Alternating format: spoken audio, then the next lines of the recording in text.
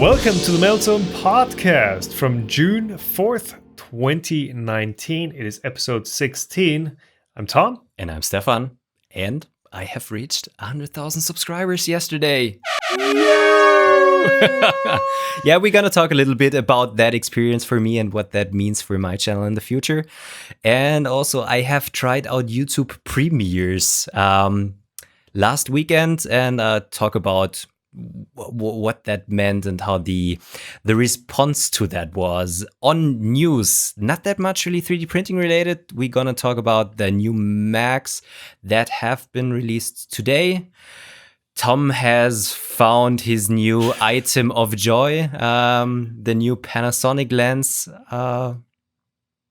And the SL1 Prusa's MSLA printer is obviously now finally shipping. So you can get your hands on that one if you like. Finally, in this week's topic of the week, I always mess that up. We talk about Kickstarter, about the printers on Kickstarter right now, what things you have to keep in mind when actually backing something on Kickstarter, because it's not buying a product, you're backing a Kickstarter campaign, and the pitfalls that you may run into. And for some questions, can you overdrive filament? Can you ruin filament by having it too hot for too long? And whether you should store it in the vacuum oven, as well as whether some companies are just 3D printing to say they're 3D printing stuff. All right, Stefan, you've reached the first big YouTube milestone. Well, I guess it's not the very first one, but it's a very significant one. You reached 100,000 subscribers, so huge congratulations for that. Thank you very much. Yeah, it was about time. Well, it happened way faster than I thought. So at the beginning of this year, I was still thinking hopefully I would arrive at that point at the end of this year, because just around like Christmas, I had 50,000 subscribers. Yeah, but the last 6 months were so crazy. Yeah, it's AMD would call it momentum. Momentum, yeah. And that's definitely what you have going on there, for sure. And I mean, the crazy thing isn't the 100,000 subscribers, because everyone's going to get to that point eventually. It's the crazy thing, like you mentioned, 50,000 at Christmas and now 100,000. If you look at that growth rate, like it's putting so many channels, including mine, to shame. So yeah, I think that is a massive achievement. And your videos are getting massive amounts of views. Yeah, currently it's crazy. I don't know why this is happening, if I'm just like good with the YouTube gods and the YouTube algorithm. It's the algorithm, yeah. Maybe also my content is getting better. Maybe I just make better clickbaitier titles and thumbnails, which I am maybe guilty from time to time, but yeah, I think that's just the business. It's in a world where everyone's starting to shout, like you have to start shouting a bit too. Yeah. But the good thing is if you have the content to back it up. If it's not just, hey, here's half a day of my life where I do nothing, where I ramble about something. You have actually good content, and I think that does help with subscribers and with general success. Yes, I am guilty of doing that, but I don't feel guilty for doing it. Yeah, it's crazy. It's really crazy. So if I really think about that, I have started like 2.5 years ago, and the first 10 or 100 subscribers were already a really nice achievement, because, well, you kind of see that you've just released one video and people are starting to follow you. And then it was 1,000, then it was 10,000, and then it was just going so crazy fast. And I don't know. I think I wasn't as excited as some others are at that point, which is kind of weird, because I have been working for that, or well, to that moment for the last 2.5 years, and it was so much work, to be honest. Yeah, there's a lot of stuff that people don't see when they're just watching videos. Yeah. And yesterday morning it was like, okay, today is probably gonna be the big day, and okay, I had breakfast, and then at some point I started to get nervous because this point was really coming.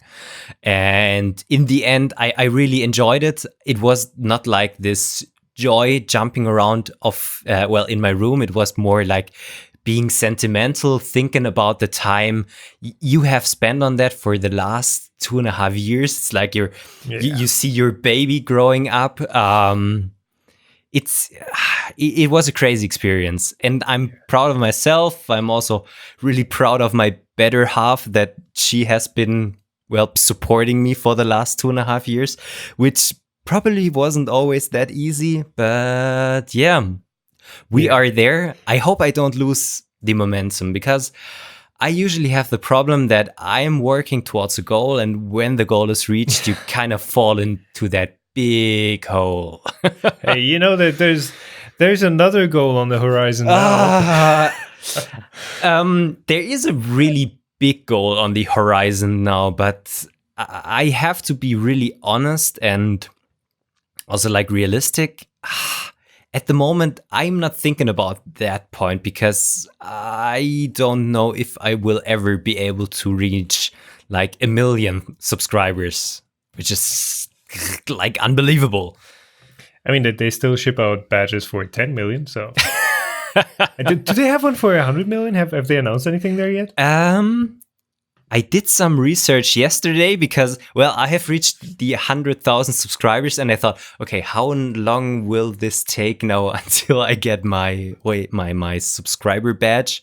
Yeah, I think they've streamlined that a lot since the early days, because a lot more people are getting that 100,000 subscriber. I think in India plaque shipped out. Currently crazily growing. Yeah. Because if you go on Social Blade or something like that and go on your channel and take a look at similar channels, and you have a page of 25 channels who have all the same amount of subscribers, but 24 are Indian, and you are the one not Indian. Yeah. So at 100,000 you get, at 10,000 you already get a few perks on the platform. Even at 1,000 you get some new stuff unlocked.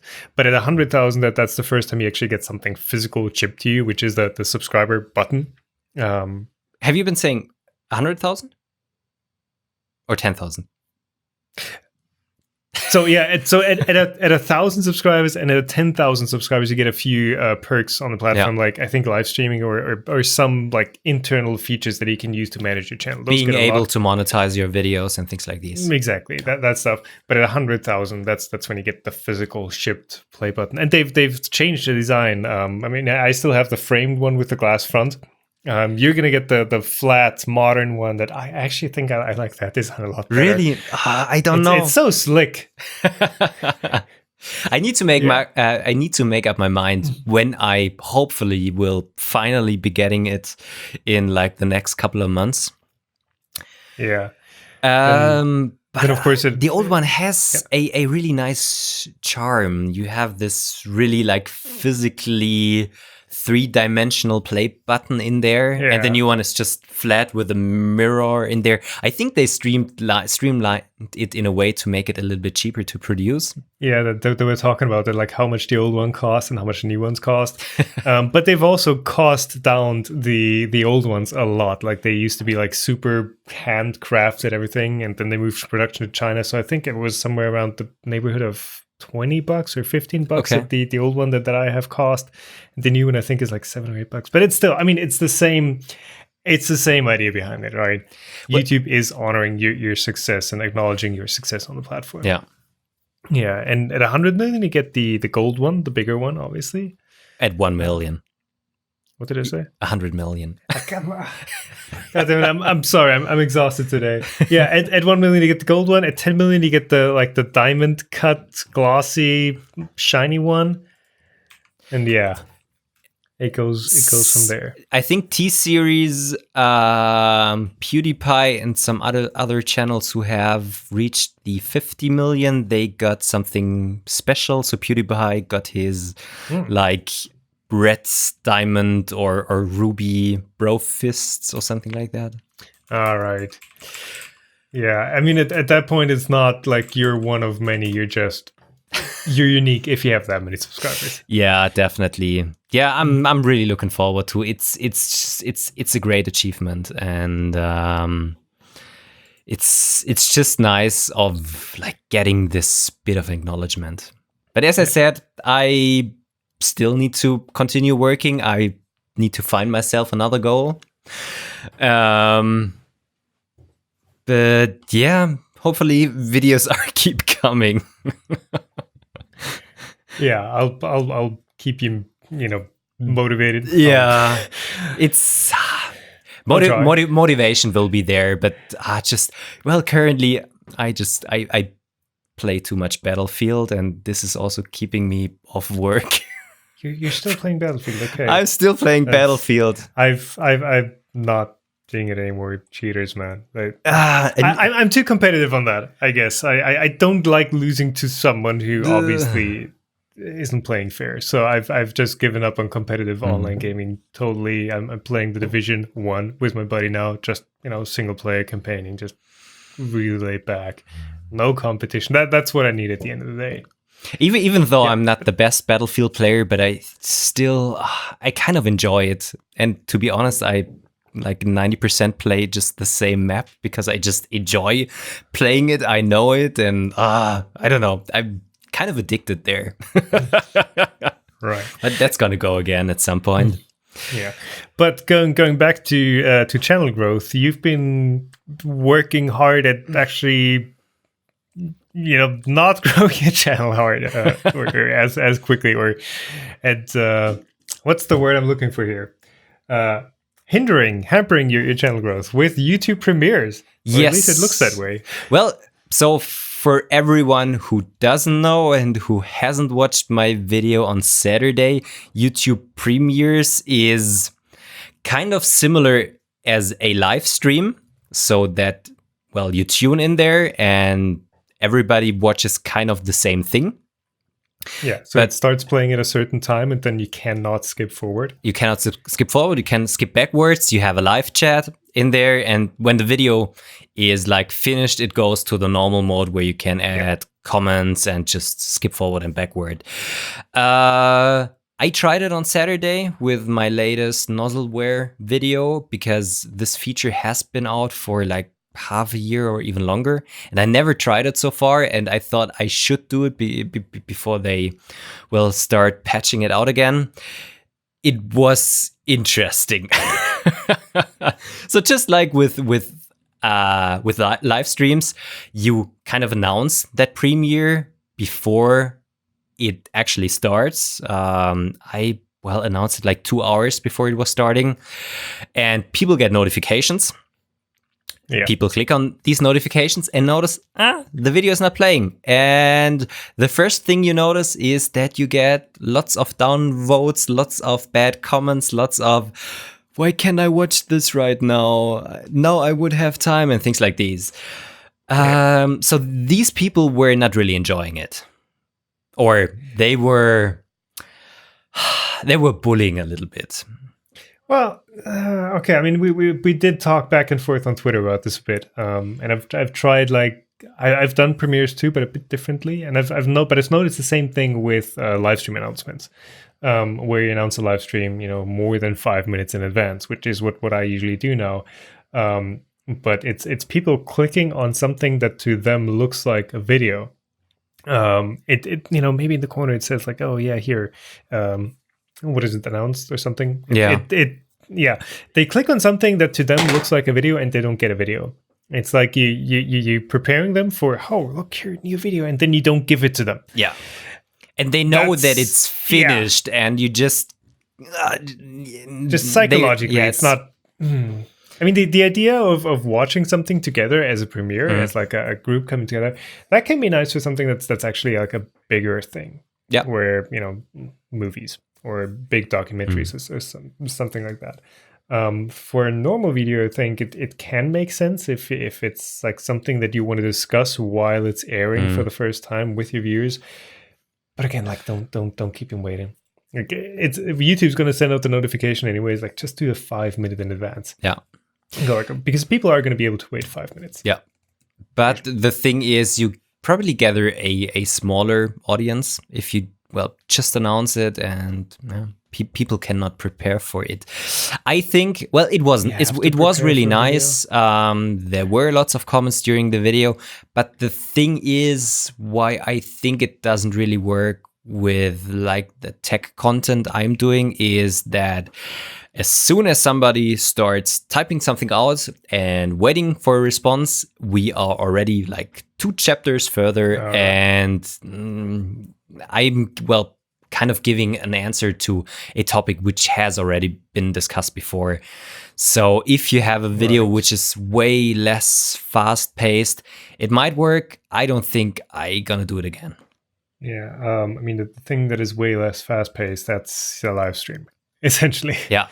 Yeah, some people really enjoy the live streaming format. Some people don't because it has that different pacing, but that's just where stuff like maybe announcing it more than 5 minutes in advance, maybe announcing it 15 minutes in advance, and also having those things like a live chat where you can respond or respond on video then, where that makes sense. I don't know. Premieres, I think it's a nice thought, but it's just psychologically, it may not be the best thing for the platform. Nah. The thing with live streams is usually, besides your Ender 3 live stream, usually live streams don't get a lot of views. A live stream having 500,000 or more, 600,000 views right now. I don't know. I haven't checked that. I don't know what's going on with the stream recording. Well, anyways, it's crazy. For me, live streams, even though it's just like one day of work, it's still work for me, and you don't get a lot of views afterwards, so it doesn't make me any money. It usually doesn't make you any new subscribers. Many people don't really like it. It even loses you subscribers, which I've noticed on live streams before too. Yeah, because maybe they don't like my hair, my face. I don't know. Well, anyways, it's a different format. It's not what people are used to. The thing I do live streams for is like interacting more directly with the community. And this is really nice because people can like post their questions in there. You can directly answer them. It gives all of you a feeling of being a community. And this is something really, really, really nice. And the thing you do on the side, like putting up a printer, doing some sous vide cooking or something like that, is just on the side. It's just like, keeping yourself busy, but it's just the interaction with the people there. And I think also many enjoy it that way, that they can post their questions, that they can kind of post questions to, it's a hard word to say, but to their idols, and getting an answer from them is making you happy, makes you like feel belonging to the group. And this is really cool. Yeah. For sure. I remember the first question I posed in one of your live streams like 3 years back when I still didn't have a YouTube channel, and you responded to me, and I was feeling so happy. Okay. It's, if somebody wants to look that up, I'm sure the recording is still out there. Yeah. Yeah, but I don't really know why your Ender 3 live stream video has already 600,000 views, even though it's a 3-hour video. But somehow either the thumbnail or the topic or the YouTube gods really like it. I have no idea. It's been my top performing video for like the last half year or so. So I have no idea what's going on there, but apparently people watch it, or I don't know. I'm not going to complain. No, shouldn't. No. But yeah, that is YouTube premieres and announcements and live streams and all that. Premieres. I mean, if I ever manage to make a bigger video, I'm probably going to release it as a premiere. But for regular stuff, it's just not giving the viewers what they're expecting. Exactly. Yeah, but who is giving their customers what they were expecting? Apple. Oh yeah. Moving on to the news section today. Yeah, so we didn't have a lot of 3D printing news. So I guess 2 things that we can talk about, or 3 things, is Apple released the first one. Apple released new Mac Pros. Yes, well, I was almost going to say MacBook Pros, but the Mac Pros, which are crazy. So you put it into the show notes. I've been researching it for 5 minutes. I just found some tweets calling it the Apple cheese grater. Oh yeah. Tell us something about the new Mac Pro. Yeah, so I've only seen the MKBHD video too, but yeah, Apple used to make a real Mac Pro, like a real workstation type computer, and now they had the trash can basically for the last how many 4, 5, 6 years? It's from 2013, so 6 years.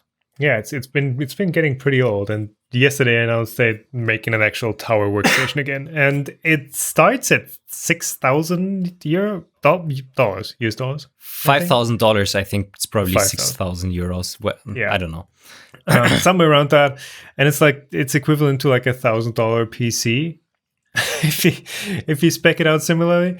But you can go crazy on the specs, and you can put like 4 AMD graphics chips, Vega 7 chips in there, or it's Vega 2 or something like that. Vega 7 chips basically. You can put like 1.5 terabytes of RAM in there, which that's proper workstation level stuff.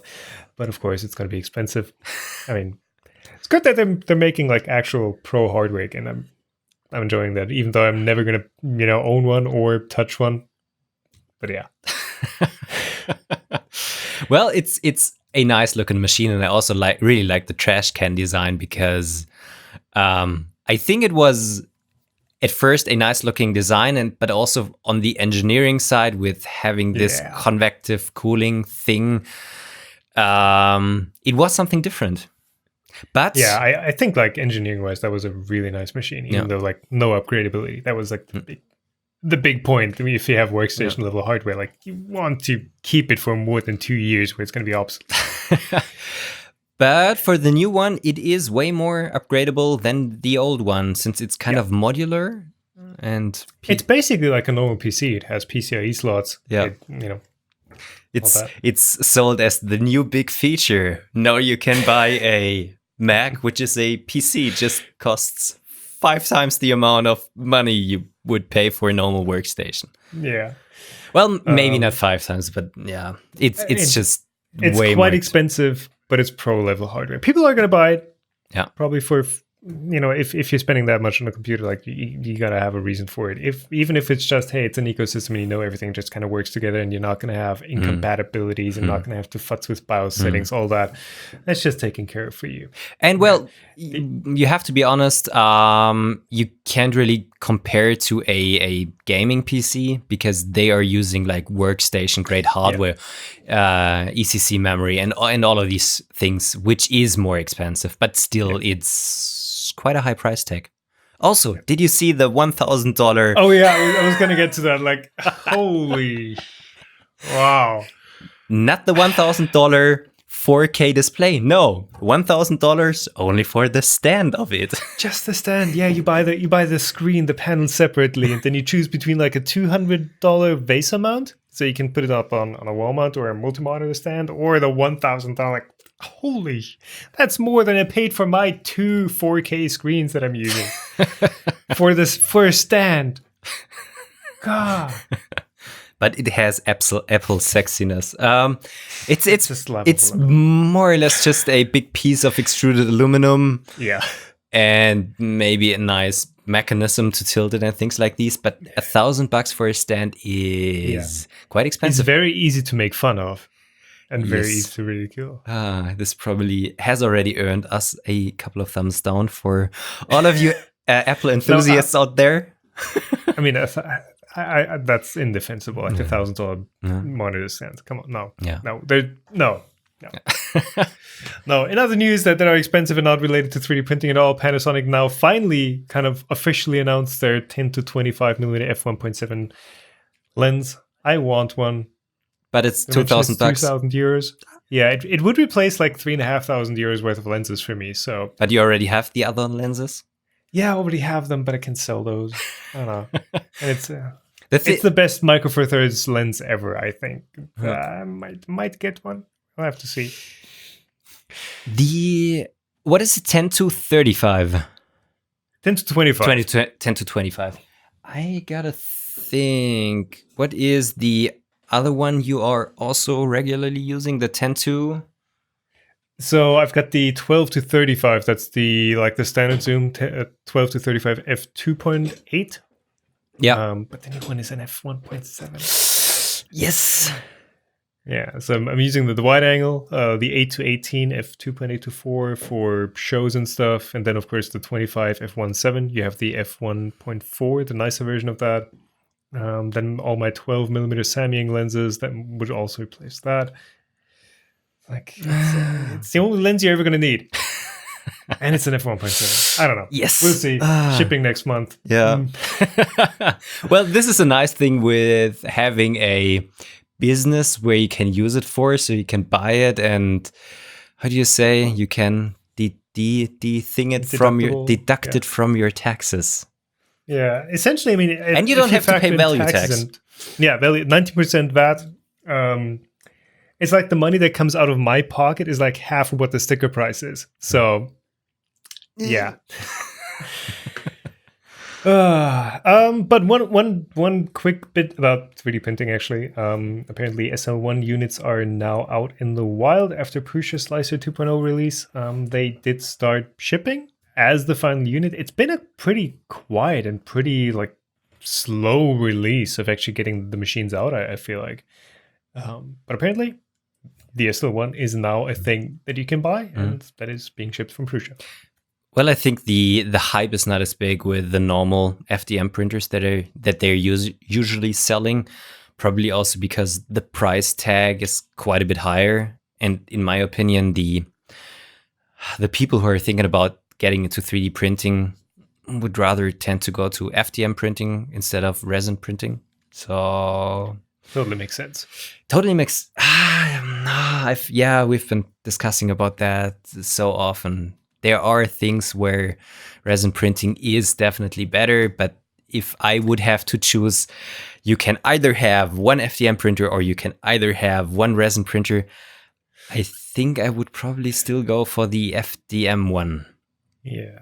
It's just because FDM gets you so far, especially as a beginner. I feel like you're not going to make use of the insane detail that an SLA printer or any sort of resin printer gives you, whereas an FDM printer is a lot easier, a lot cleaner, a lot cheaper to run. I wouldn't say easier to run, yes, but I think depending on what machine you're buying, the failure rate on resin prints can be quite a bit lower than FDM prints. I have already... What FDM printer are you comparing that to? Well, I'm quite happy with my Prusa, but a colleague of mine just bought himself an Ender 5, and he has been... this was not working, and that was not working. And when you're new, you get a profile, and you think you have been studying engineering for the last 4 years and you know everything about it, and you're gonna tweak your profiles and just make everything worse. Yeah. You're just shilling for Prusa. I don't believe you. I don't know how good the Prusa printer is working, but I have heard many people, and I've also been using the Formlabs printers. I have heard many people who have never had a failed print with their Formlabs printers. Yeah, well, the Formlabs machines are a really nice ecosystem with all the resin pumping and stuff that's going on. Yeah. So if you have some money to invest and you don't want failures and tweaking around, maybe a resin printer is better. But on the other hand, if you buy an Ultimaker or even a Prusa printer and use their material, use their slicer and everything, usually it's a smooth ride. Yeah. Which you cannot really expect if you buy like a $150 printer always. Yeah. I mean, I don't want to get into this again, but all these printers have their place and have a reason to exist. Yeah. It's just different. The Mark 3S. I'm trying to find the news article, but it's one tech magazine called it like, the best printer at the price and like the best printer in general. And Prusa was retweeting that like yesterday, something like that. Yeah. And the thing also, which I kind of enjoyed, that I have been building my printer on my own. This is always the thing. So if something fails, you know how to take it apart and you know where something is. If you buy like a totally finished kit, something fails, and you kind of have two left hands, like something like this, you might have a hard time. Even if you're just having a bad jam in your hot end. Yeah, but that's doing like, cold pulls, for example.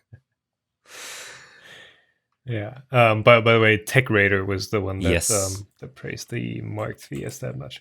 Yeah, I actually recently figured out that doing a cold pull or any sort of filament pull that isn't done through the firmware on the MMU1 is not a good idea, because it always gets stuck in the cooling tubes that are above the filament splitter. Yeah. So I have been also saying that in my video. So I'm very often using cold pulls on my Prusa printer because it just makes switching filaments so nice and easy, because you have all the old filament out of your hot end. But 2 or 3 times I have been jamming my hot end so badly that I had to take everything apart. And even though I know how this printer is built up, removing the hot end from a Prusa printer is kind of a hassle.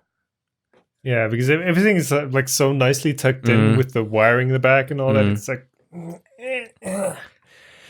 print cores. Yeah. Print cores, yeah. We'll see. We'll see what they come up with next. Prusa Mark IV. Nah, I don't think that's gonna be a thing there, but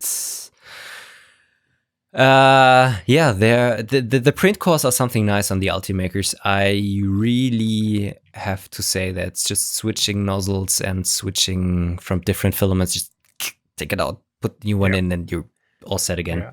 I think we've talked about that on one of the recent episodes. Yeah, we have talked about that after Murph, because there were some guys, I don't remember their name anymore. I'm very sorry, but they made, like, I think even an open source printer with standard V6 hot ends, where they were building their own print cores, which I want on my machines.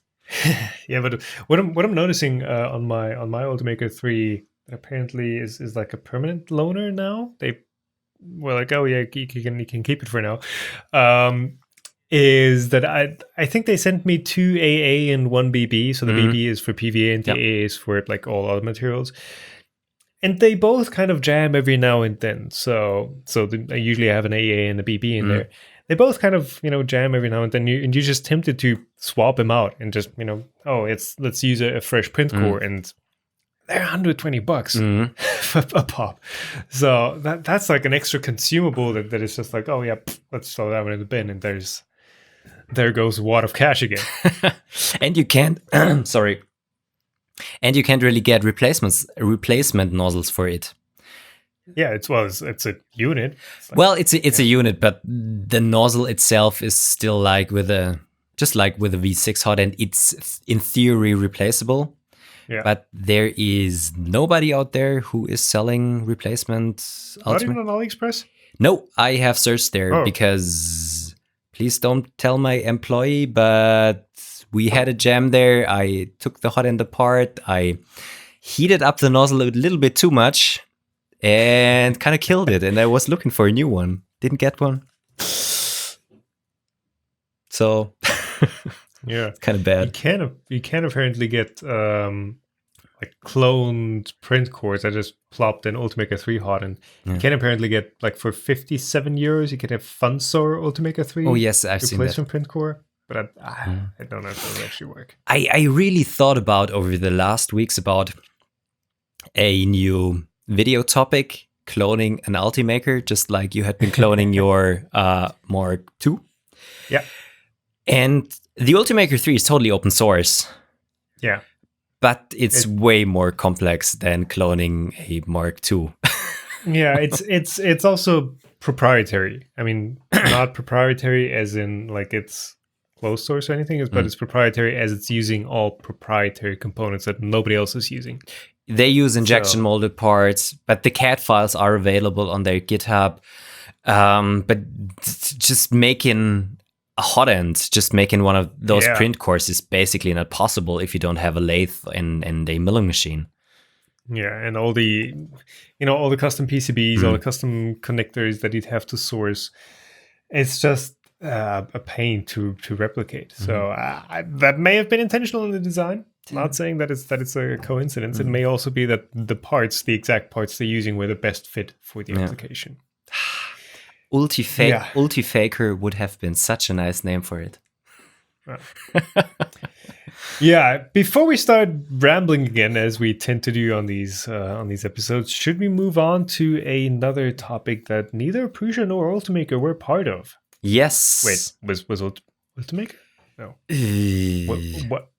The first Ultimaker? Ooh. Intense Googling. Sorry for my mechanical keyboard. Oh yeah, it's really loud. I think there were just... I don't think so. Yeah, I don't think so either. I think there were just a couple of upgrades that were on Kickstarter. Yeah, Z Unlimited add-on. That's the one that's popping up. Yeah, but what we're talking about is crowdfunding. Kickstarter, Indiegogo, and there's like a new one apparently too. That's like different. But yeah, 3D printers on Kickstarter. I guess that's what everyone can, has some imagination to what that means.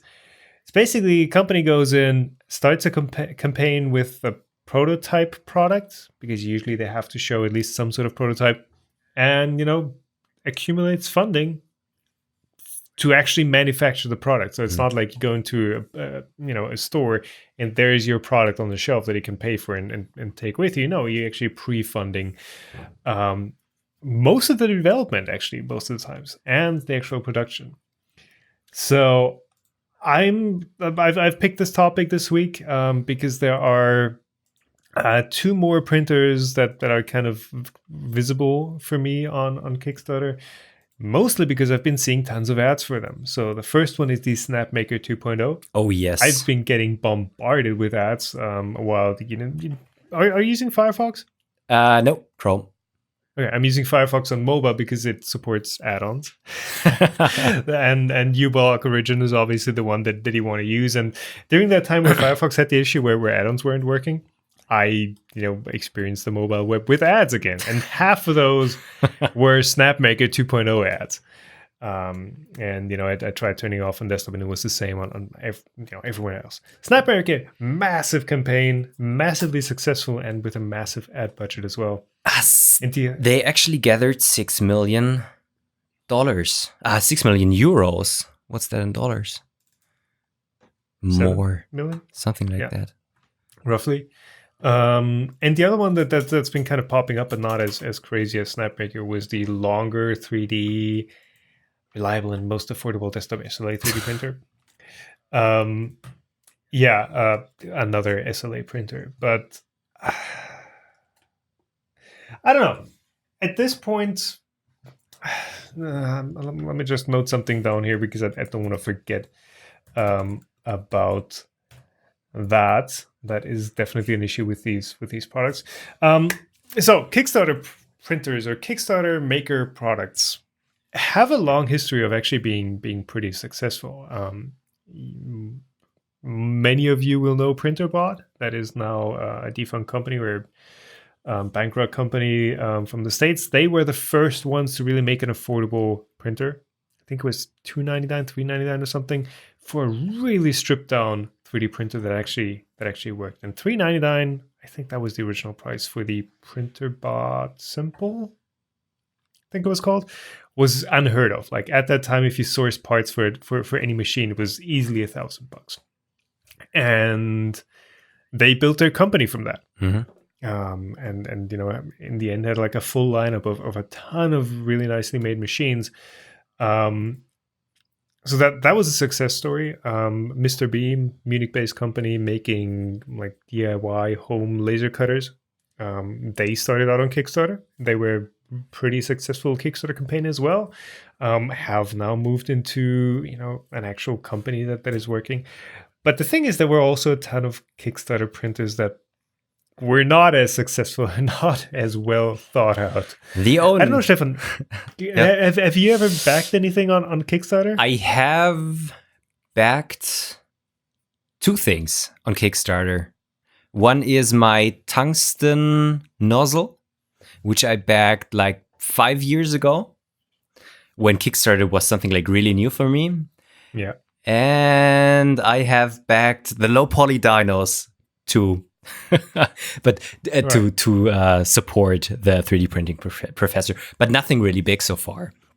And those 2 were campaigns that were actually fulfilled. Those were fulfilled, even though the tungsten nozzle, which was from DDD materials or something like that, it was way late and the quality wasn't as I expected, and they had problems with it and it wasn't continued. And I don't think this company isn't there anymore. So I was lucky to get mine. I wasn't really happy with it in the end. And this is kind of something which is a bit problematic about Kickstarter, because, well, they need to have a working prototype, and otherwise I think they can't go on Kickstarter. Yeah, it can't just be a render or something. It actually needs to be a functional, or, at least showing like the basic principle prototype. But you can't really say how the finished product will be. And this is the problem. Many people are backing it. In the worst case, they aren't getting anything at all. If they are getting something, it might not be what they have been expecting, because there haven't been any reviews or something like that around. Yeah. And the reason why there aren't any reviews and why I personally don't do reviews is because, well, the prototype usually is exactly that. It's a prototype. It's an unfinished product that basically says nothing about what the finished thing is going to be. So, reviewing a pre-release Kickstarter product, unless it's like the hypest thing, has very little value to anyone. Well, during the Kickstarter campaign, it has the value for the company that they get clicks and backers. Yeah, free advertising, essentially. Yeah. I'm not down for that. Yeah, but there were a bunch of Kickstarter campaigns, more than we're going to mention today, that did not go as planned, or weren't really fulfilled in general. So what you mentioned with the tungsten nozzle, the fact that the product wasn't like totally everything that was promised, but it was kind of like to a point where they're not going to get sued about it. That's somewhat common.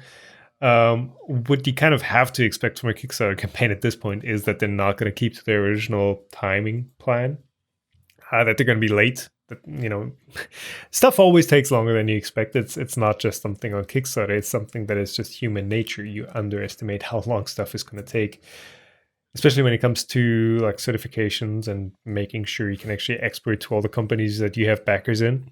That stuff takes a long time. High volume production. Yeah, actually manufacturing the product that you think, as volume goes up, like cost goes down, but effort also goes up. Like, it's not just you say, make me 15,000 of these. There you go. It does require a lot more planning on the engineers or the developers side as well. And a lot of campaigns just get overwhelmed by the success of their campaign. A lot of companies get overwhelmed by that success.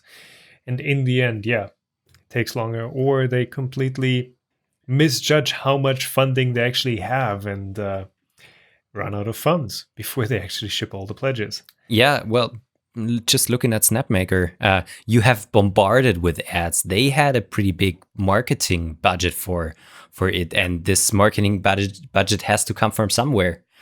And if this is then just taken away from, the development budget for the printer, also the results in the end might not be as expected. Yeah, here's the thing too. I'm not sure how it works for Snapmaker, but usually the pricing that companies use on Kickstarter is more of a marketing pricing, where it's like, this 3D printer from $99. Yeah, there's a few early bird slots and there's a few, not quite as early bird slots. But usually all those pledges that go towards that are not even at cost. They are subsidized by the company that, even if they complete the campaign with the funding at those low prices that they're offering, they're making a loss. Yeah. So they're not going to have enough cash to even fulfill your pledge. So I don't know how Snapmaker did it for this campaign, or other recent campaigns from others. But that is something that companies regularly underestimate. So as I mentioned, with like running out of cash before you're shipping pledges, the Maki books that some of you may be familiar with, that was a 2013, 14, 15, I think around 2015 or so, was supposed to be a super affordable 3D printer, like acrylic cut frame and like super bare bones kinematic system, a hot end that had just a PCB, a flex PCB heater, like really good ideas. In the end, it did work, kind of. But what their issue was is they were they were going for too much. They had like these insane plans of having like an add-on that you can like print directly from pellets that is going to like sort the pellets into a bone tube and then push them one by one into a hot end. They wasted a bunch of time on that. They did also run out of funding before they shipped all their pledges, if I remember correctly. Niels Hitze can tell more about that. And then did start selling through, I think, a company that bought them, that bought like the Maki Box company. They started selling in retail the actual product before it had shipped. So that was to generate funds for actually shipping the pledges. Maybe that's what they say. And it's just,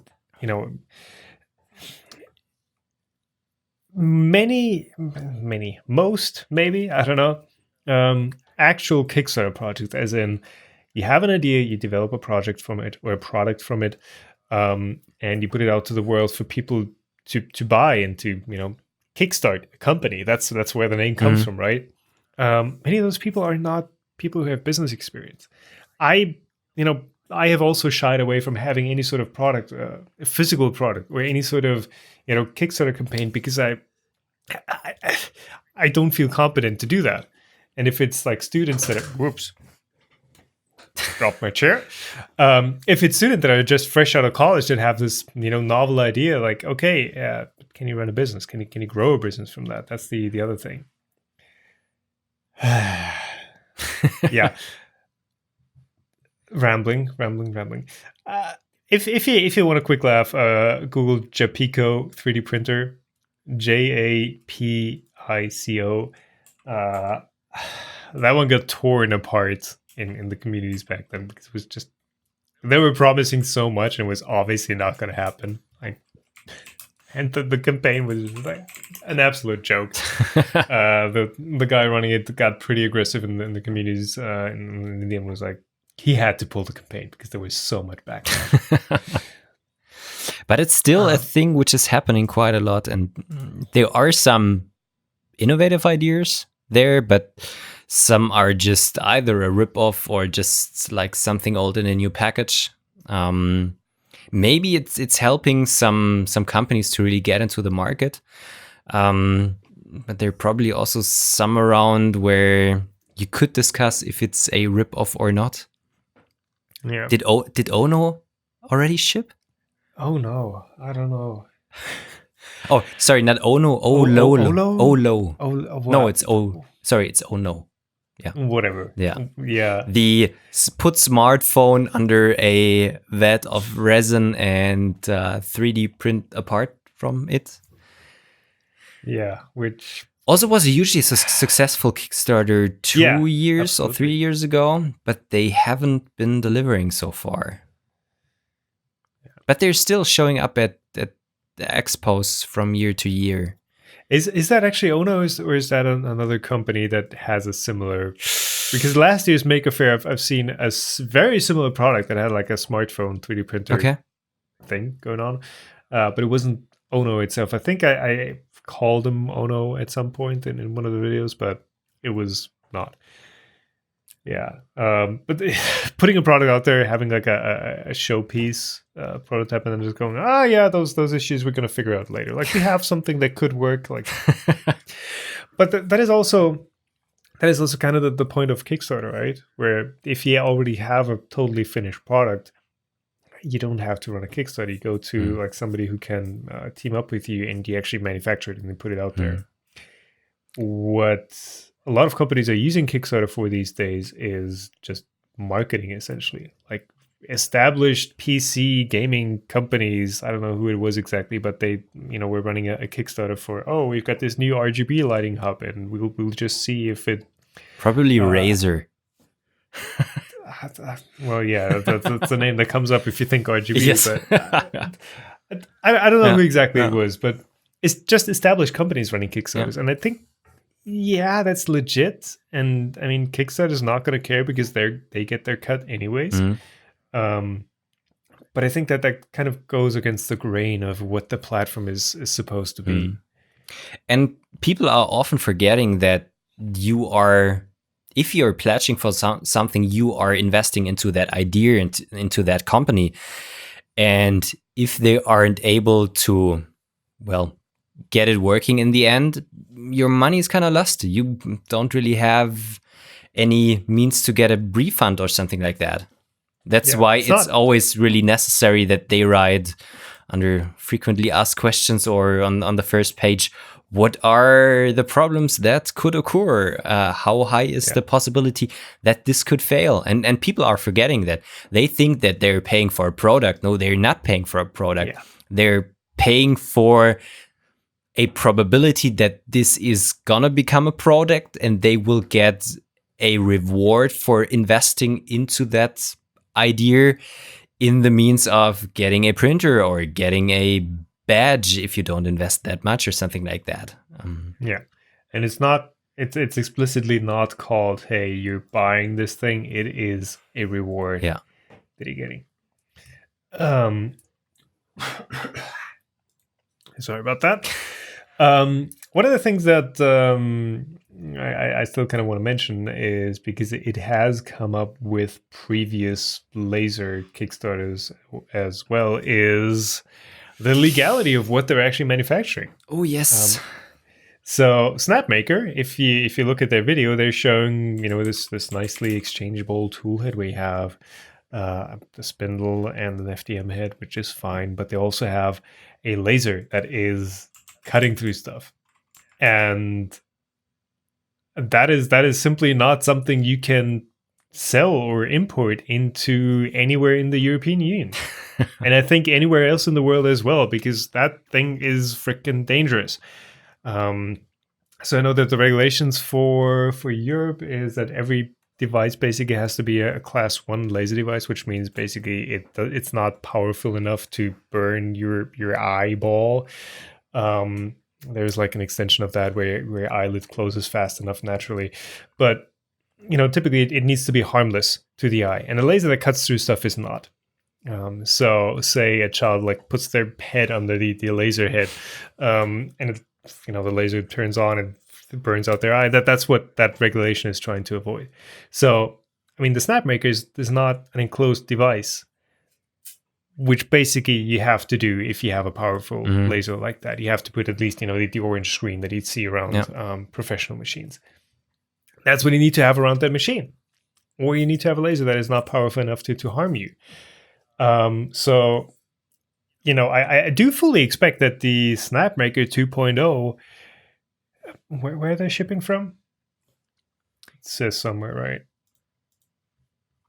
Well, in either case, it's probably not shipping from Europe, and people in Europe are going to have one hell of a time of actually receiving their product, because that's not and that it is lasers especially are something that are regularly being not detained, but what's the word? Not allowed into the country by customs and imports just for safety reasons. It's not just because they don't want that product to exist, or they're trying to have some terrorist stuff on that include not letting you import stuff. No, it's literally for your own safety. It's for your own good. But this also leads to things like, for example, with the Qbo Laser thing, which is this small box you can just basically put anywhere and then engrave on things which are below it, which works with probably a Galvo scanner or something like that. That they finally ended up. I don't know if everyone got that, but they shipped those orange containers with the unit that contains the machine or the laser, and therefore makes it safer to use. I don't know if it also has an integrated safety mechanism that it only works if this thing is put over it, or if it just works anyways. But yeah, it can become a real problem. And I think it's kind of hard to explain to the customs why this is safe to use at home. Yeah, they do have pretty clear rules on that. And yeah, I mean, stuff like patent infringement and all that. I mean, that's not something. Well, if I'm thinking about it, it might also be something that can be stopped by customs. If a company knows that their patent is being infringed upon, then they can also have customs instructed to not let that product into the country. But that's very rarely an issue. But is also something that can come up with unvetted products like this.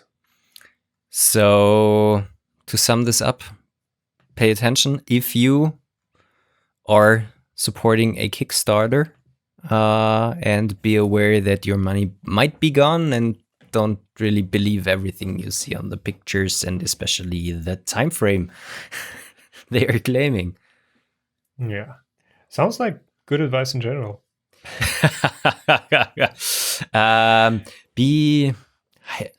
How would you sum that up in one word? I'm just missing my words. Well, anyways, have you actually been supporting something on Kickstarter? I have never backed anything on Kickstarter. Never. I've just seen too much crap happen there. Yeah. And the thing is, don't trust people.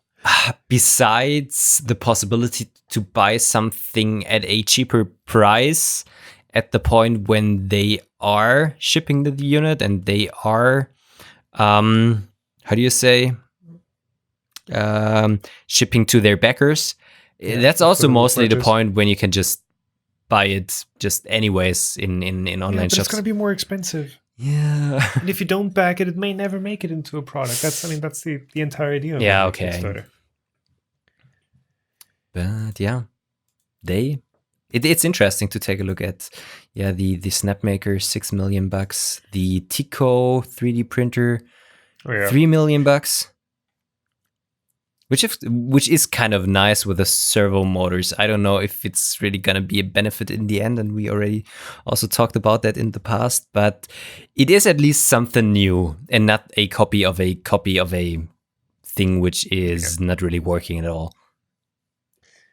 Yeah, I know Angus used to do, or maybe still is doing, like Kickstarter breakdowns where he looks at Kickstarter products and actually goes through whether they can actually work. I know he's been doing that for some of the Resin stuff. So yeah, if you want a deep dive into that entire ecosystem of fishy Kickstarter campaigns, check out his videos of dissecting those campaigns. Yeah. I haven't actually seen one for quite a while. Maybe Kickstarter is getting better. They're still out there. All the Kickstarter campaigns.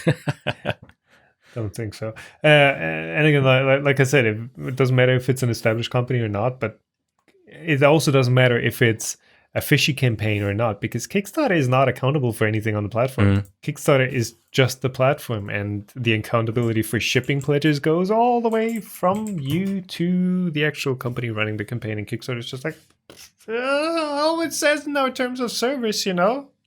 Not buying a product, so yeah. All right. And also, this is not Kickstarter specifically. Indiegogo is even more lax with its terms. Okay. Should we move on to questions? Yes. This is not a episode which is as long as the other ones. Well, we're doing good. We're doing good, yeah. Keep heat is keeping us from just finding more and more topics to talk about. And you've been busy all day, so it's keeping you from finding topics. I've got air conditioning. vented my office this morning, put down all of the shades, started my air cleaning unit, and this is now kind of the best place in the house. The thing at the moment, which is totally bothering me, that I'm kind of wasting all of that good, nice and cold air with all of the lights I currently have running in here, which heat everything up again. Yeah, I was gonna say you look kind of glossy on your face. You look kind of shiny. 25.5 degrees in here, so it's not too cold. Yeah. Cool. Questions. This one's actually for you because I don't have much to comment on this. Let's do the one from Zach. You mentioned that you could overdry filament, too hot, too long. What about storing filament, specifically nylon, in a vacuum oven? We heat the filament while evacuating the chamber, then turn off the heat and leave it under vacuum with the pump off. Love the podcast. Thanks. Lots of great info. So Stefan, what's your take on storing it in a vacuum oven? Can that actually more overdry it, or overdry it more than overcooking it? I wasn't really understanding in the first place what he meant with vacuum oven, but this is really something like a vacuum drying unit or something like that. Literally a vacuum oven, like for curing resins and stuff. Pulls out the air, heats it from the inside. So okay, yeah. I think it's the same as with just the normal drying methods. If it's dry and you continue storing it in a dry place, it should be fine. Having it too hot for too long can cause oxidation of the part, can cause the additives fizzing out. We already talked about that in the past. So if you do that in a vacuum oven, I don't know if that's just over-engineered. It should work as well. The thing is, you also have to make sure that the vacuum oven is totally sealed, because if like humid air is getting in there after like a couple of days or hours or something like that, it's gonna take up moisture again. Same goes also with just like the normal plastic bags. Many companies are used to ship their filament. They are not totally watertight.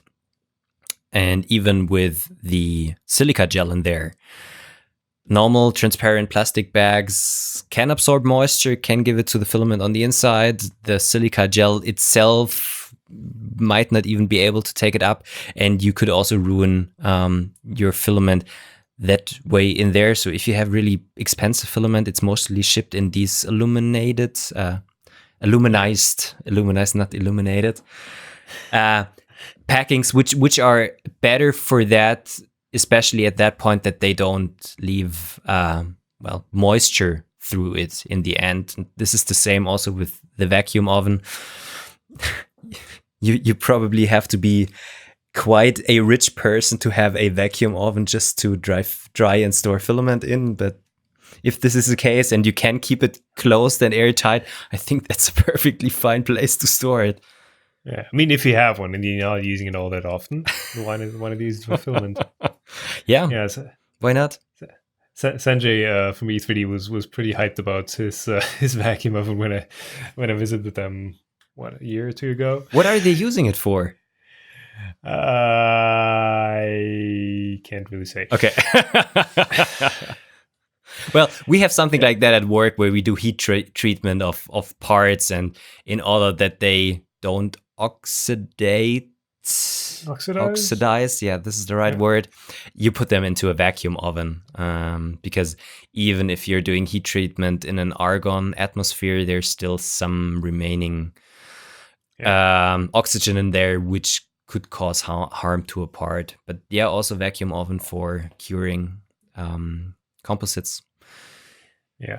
One thought I have on the entire topic of the foils and films that they use to vacuum seal stuff.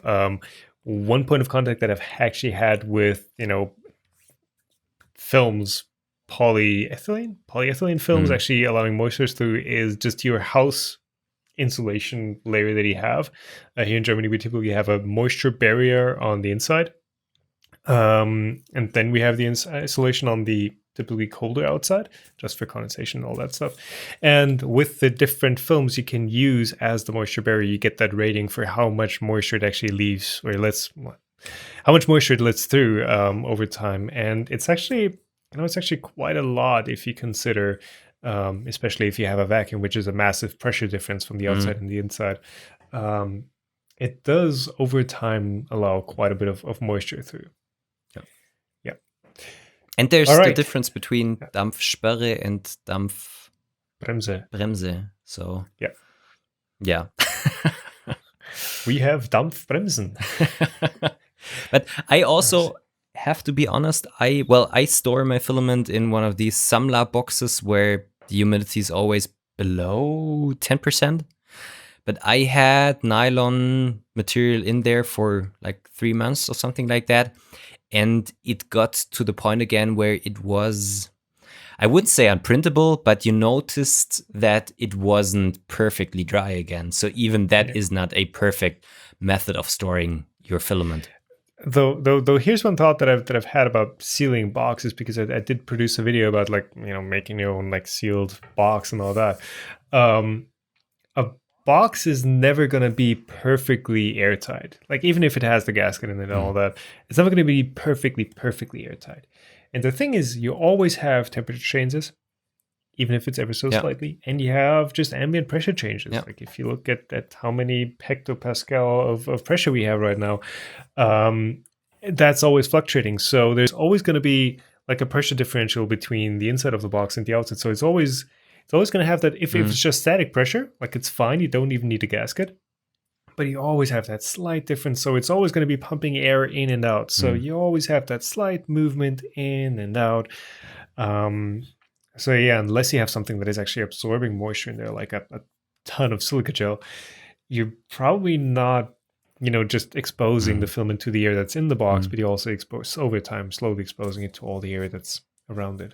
But that's basically why I have the silica gel in there. So these minimal amounts of moisture that get in there get trapped in the silica gel. And even though, so I'm always monitoring it and it's always below 10%, it still caused this nylon filament I had in there becoming kind of wet again. Okay. So if I would now need to print with that filament, I would need to dry it again. So I don't know if there's a perfect method for storing these really, hydroscopic filaments. Yeah, nylons are just hard like that. Yeah. Or hard to use like that. Right. Next question? Yes. Ready for that? Okay. From Don't Like Face Paint. Is that the one from Don't Like Face Paint? Yeah. Do you think that some companies are choosing to 3D print something merely so they can say that they have 3D printed something, when a more conventional process such as injection molding would be the more cost-effective option? I don't think... Well, maybe some, but most no, because you still have to earn money in the end. And even, you can invest in 3D printing because you marketing budget. But then we just talked about that with snapmaking. Yeah, that would be marketing budget. But on the other hand, trying a new technology out and noticing in the end that it's not for you, in my opinion, is still not marketing. You are trying it out, and you notice that, with everything involved into 3D printing, it's just not suitable for your products. I don't know.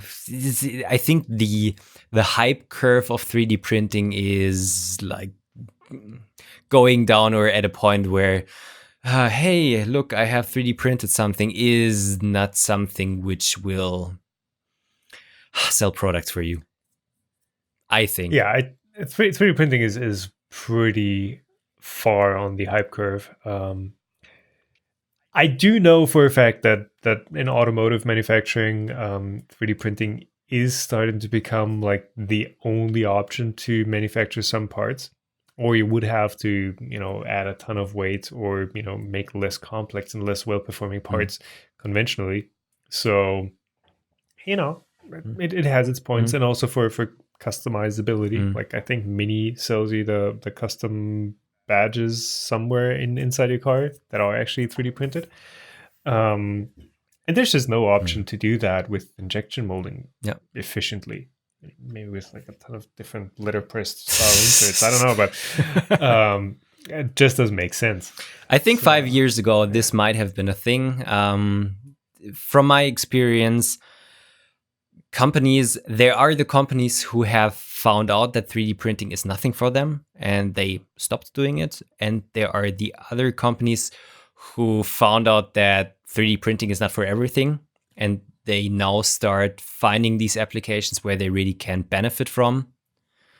And then it's really worthwhile. It's better than injection molding, especially for low product runs.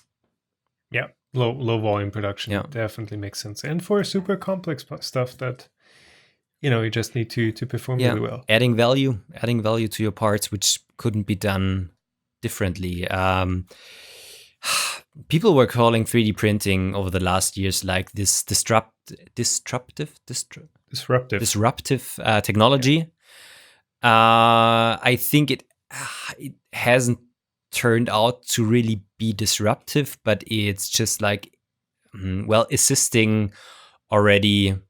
It is assisting already existing methods of manufacturing in a way that you can add benefit to certain products, be it save weight, be it add functionality or things like that. But it's not that technology that will totally kill like regular machining. If you take a look at the amount of like just milling machines which are sold every year, and even compared to the expensive 3D printers, the volume is like by 2 magnitudes higher or something like that, or even so it's more milling machines. More milling machines, more milling machines in comparison to like 3D printers in general. Yeah, well, it's a cost thing, right? Milling machines are just a commodity good, basically, at this point, where it's like, oh yeah, here, get this one, $25K, does everything you need. It would be great if you could have something for $25,000, but if you are a serious manufacturing company and buy your DMG Morris or your Haas milling machines, the less expensive ones start at like 200,000K or something like that. 200,000, 200K. This is the right word. Yeah, but you can, my point is, you can get an actual good milling machine, maybe not like a super high-end one, but you can get an actual good milling machine for, something that, even people could afford. I mean, most people drive cars that are more than that. Yeah. So, yeah. It's just, where it makes sense. Like you mentioned, where it makes sense to use 3D printing to add value, but also, just the most traditional way of using 3D printing, as in prototyping, rapid prototyping.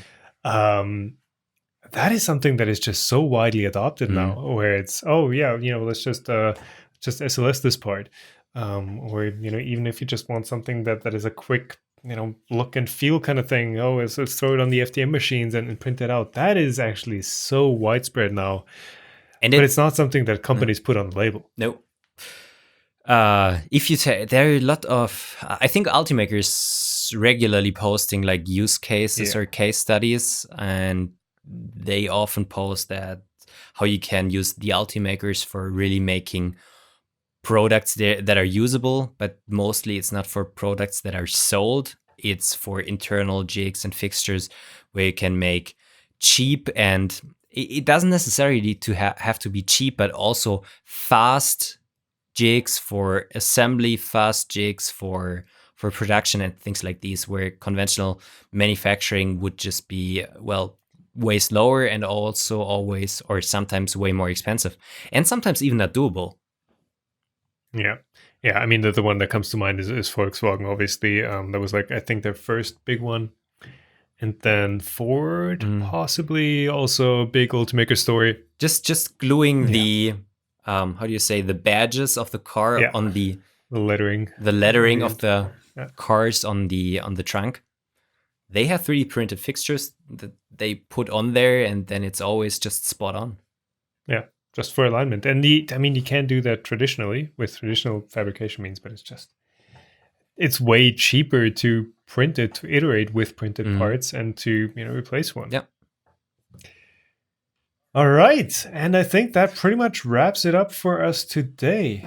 Wow, what a short episode. Let us know. Do you like the longer ones? Do you like the shorter ones?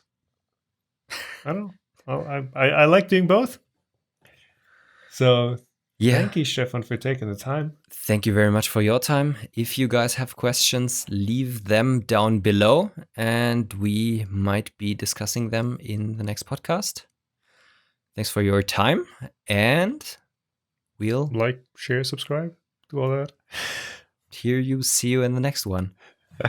All right, see you guys. Bye. Bye. Sorry for the ice cones in your face last time. I still don't know what those are about.